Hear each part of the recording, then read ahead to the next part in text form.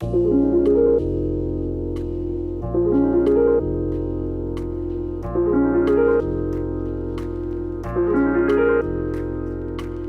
may seem impossible to believe, but just one single species of vine is responsible for virtually all of the wines that we consume.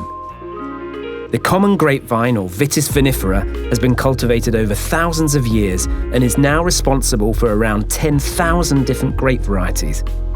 These cover over 8 million hectares of land, roughly the same amount of land as the whole of Ireland. Although there are thousands of varieties, many are indigenous to specific countries or regions, with only a handful being commercially popular around the world. Every variety has its own nature or character, but the place where it is nurtured also plays a role in its personality.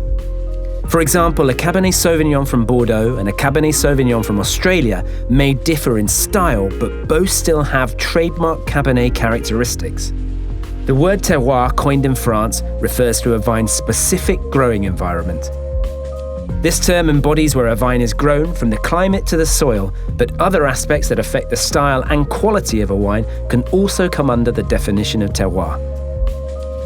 The impact of climate and soil in Champagne was explained to Diego by Charles Heidsieck's chef de cave, Cyril Brun.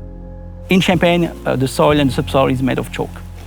During the winter, we have a lot of rainfalls, and during that time, the chalk is just starting to store and to stock the water. So that makes the difference in, yes, in terms of taste, in terms of flavor? Yes, or...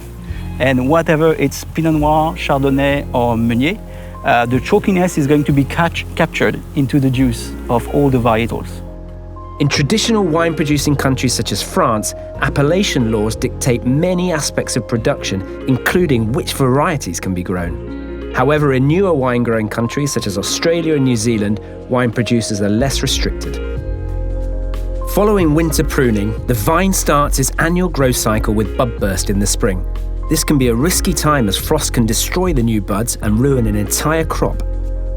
If the vines successfully negotiate this first hurdle, the buds grow shoots, covered with leaves and clusters of flowers, which become tiny bunches of grapes. During the summer and into autumn, these bunches grow and ripen before finally being harvested and the grapes sent off for winemaking, resetting the growing cycle.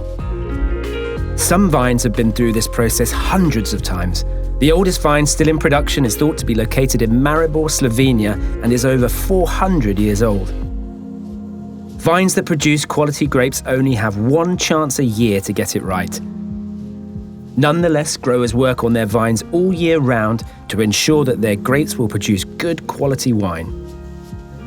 An entire year's work can be ruined in a single day by extreme weather. This could be hail, frost, or heavy rainfall. Grapes need warmth and sunlight, as well as just enough water. Too much rain and the grapes will rot. Too little and the vines will give up on the grapes, leaving them to shrivel. One of the key decisions for every winemaker is when to harvest the grapes. People think it's an institution. We all vote, decided, it's on the newspaper, signed by the mayor, the minister, and people go and pick, rush, green lights, Formula One and race. Yes, it was that in the past, because growers did not know the sugar level, so negociants were saying, okay, we will accept this sugar level. But now technology evolves, farmers make studies, so we know if the grapes are mature or not. But my pickers, they are not Kleenex. I will not say, come, go back. We have to say, bon, okay, my optimum of the harvest will be there. This vineyard I will pick this day, this one this day. Over in Burgundy, Cheba discovered that in this limestone-rich region, each terroir gives its own unique characteristics to the taste of the grapes. Take, for example, a popular variety like Chardonnay.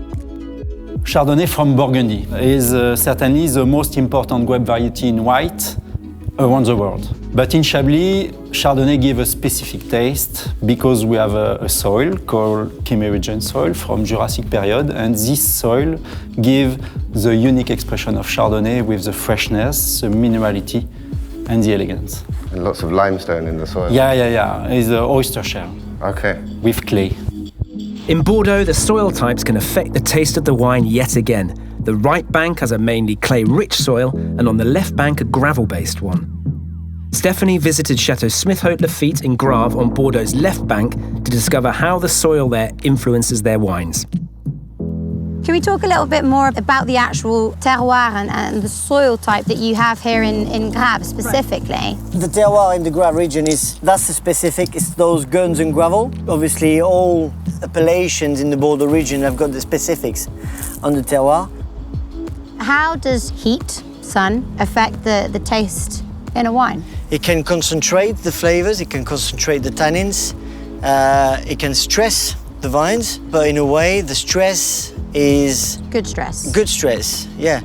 As you experiment with more wines, you'll discover which varieties and blends are your favourite and which specific terroirs add a dimension to the wines that you love.